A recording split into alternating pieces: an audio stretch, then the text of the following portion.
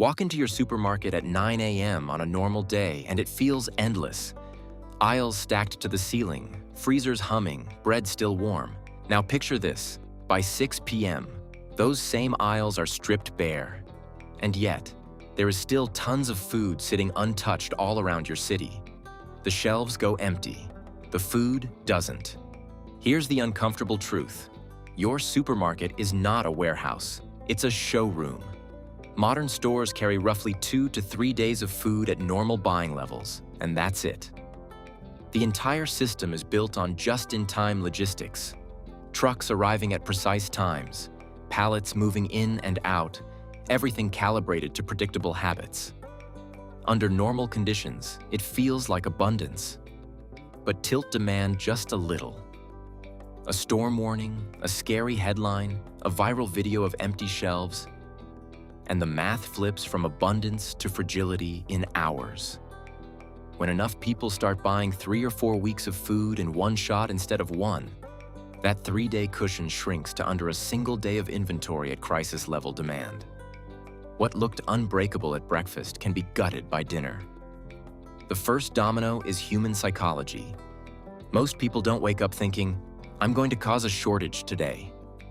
They see one headline about a snowstorm or a supply chain issue, shrug, and decide to grab a little extra just in case. But multiply that tiny decision by thousands of shoppers in the same city, all on the same day, and demand silently jumps by 300 to 400%. Shelves that were stocked for a normal Friday suddenly have to survive Doomsday Friday. They can't. Then the second wave hits. People walk in, see half-empty shelves, snap photos, post them, and trigger what economists call an information cascade.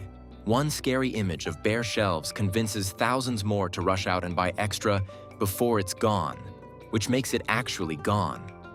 The store didn't fail. We did the math for it. And here's the part nobody wants to admit.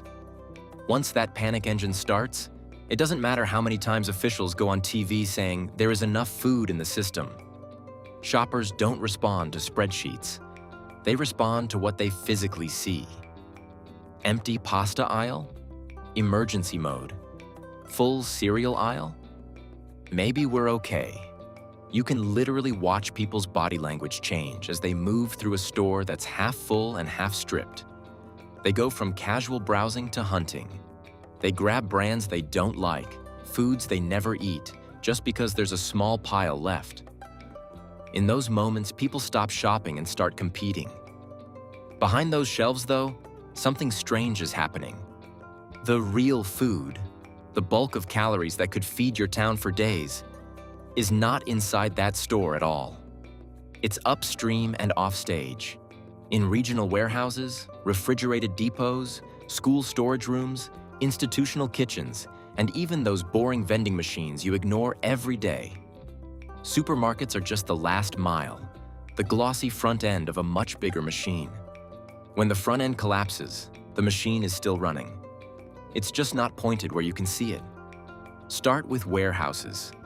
Every major grocery chain ties into a network of distribution centers.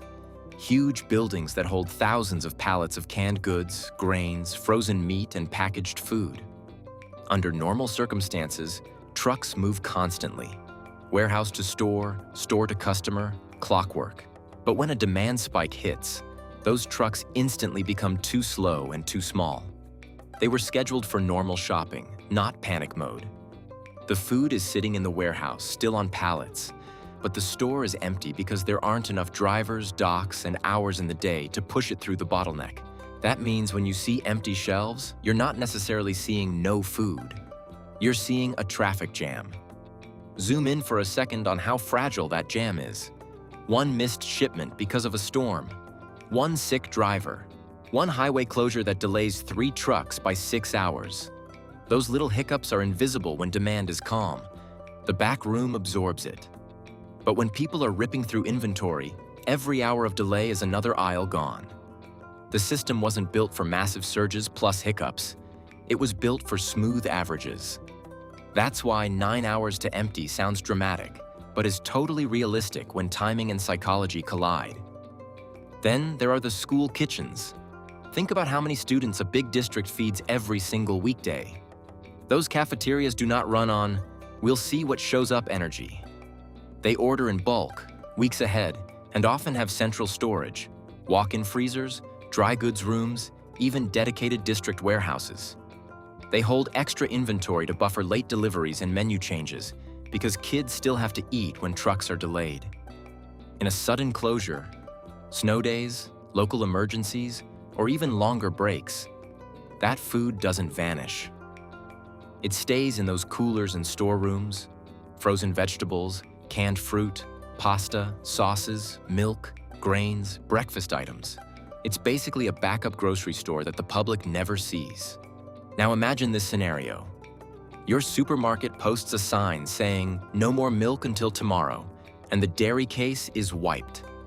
Parents are stressed, kids are crying, people are arguing over the last carton. 10 minutes away, a school kitchen has multiple crates of milk sitting in refrigerated storage for a week of lunches that might not happen because classes just went remote.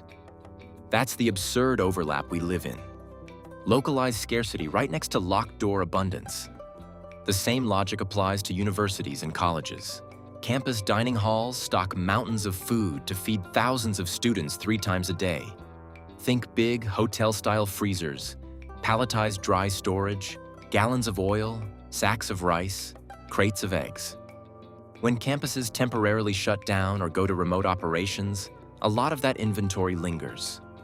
Some of it gets slowly redirected to food banks or charities. But in the early days of a disruption, while supermarkets look ransacked, those dining halls can still be heavy with untouched stock. They were designed for capacity, not scarcity. Hospitals are another hidden layer.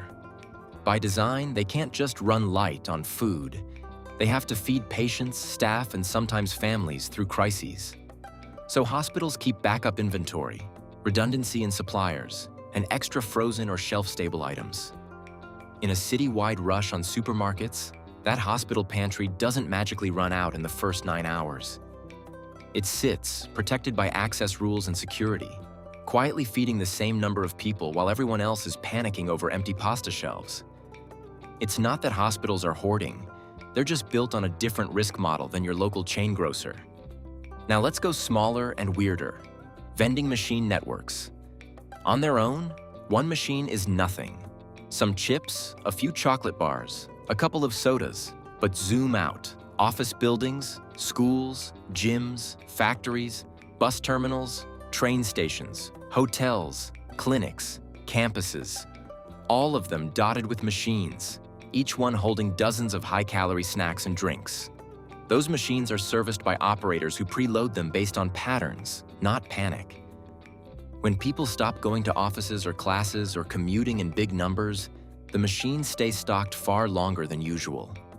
In a crisis where supermarkets empty fast, vending machines become accidental micro-warehouses full of ready-to-eat calories that nobody thinks to count. Picture an office park on a Sunday during a snow emergency. The supermarket in town is packed, shelves half empty, lines curling down the aisles. 5 minutes away, in an empty lobby, there's a vending machine with 40 bags of chips, 20 candy bars, 12 bottles of soda, and a row of sandwiches and energy bars in the break room cooler behind a locked door. No one is there to eat any of it. All that food exists, but because it's not in a supermarket, it doesn't register in our mental picture of what's left. Corporate cafeterias and office kitchens add another quiet layer. Large employers with on-site food service maintain bulk inventories of coffee, cereal, snack bars, frozen meals, and catering supplies. If half the staff start working from home, demand drops overnight, but the freezers and cupboards don't auto-drain. They hold on to that food, sometimes for weeks, until new plans are made. While shoppers are fighting over the last jar of peanut butter in a store, there may be multiple cases sitting untouched 3 floors up in a corporate pantry, behind a locked door. Community spaces play their part too. Think church halls, community centers, event venues, banquet halls. They often have storage for big gatherings, boxed drinks, canned goods, giant bags of rice or flour, frozen meats, and huge catering packs. When events get canceled, weddings, conferences, festivals, That food can sit in walk-in freezers and dry rooms, waiting to be repurposed or donated. The public still sees no food at their usual buying point, while these quiet reserves are frozen in time. Restaurants and caterers are another overlooked piece of the puzzle. A mid-sized catering company might have freezers full of meat, trays of frozen lasagna, sauces, and sides prepped for events that suddenly disappear from the calendar. They can pivot, but not instantly. For days, maybe weeks, that inventory is just sitting. Some owners will pivot to takeout or donations, but in those first intense hours of a supermarket wipeout, the amount of food hiding in commercial kitchens is staggering. All of this reveals a harsh reality. We don't actually have a simple food shortage problem in those first 9 hours. We have a distribution and awareness problem.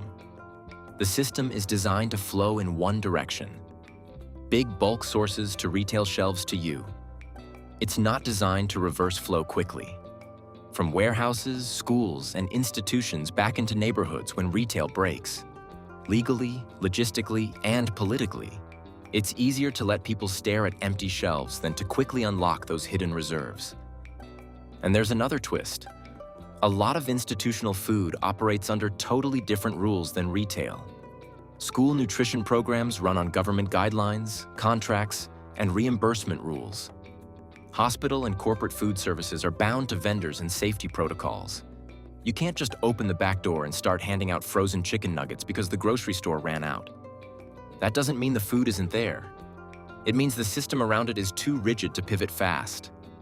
Only when local leaders, volunteers, and organizations step in do those hidden food caches start to move. This is where community networks become the real infrastructure when shelves go bare.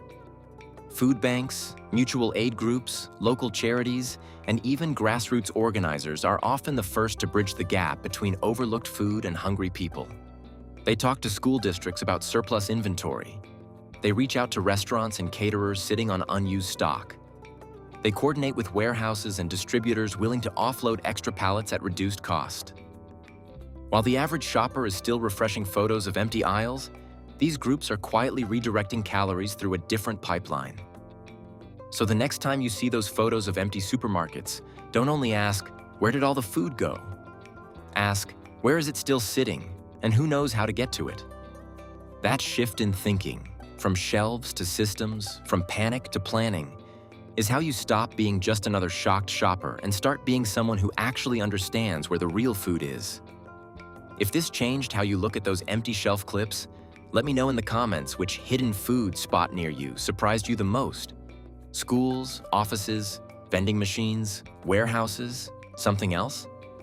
Hit like if you want a follow-up video on exactly how to build a simple home buffer without panic buying, and share this with someone who still believes the store is the only place food lives.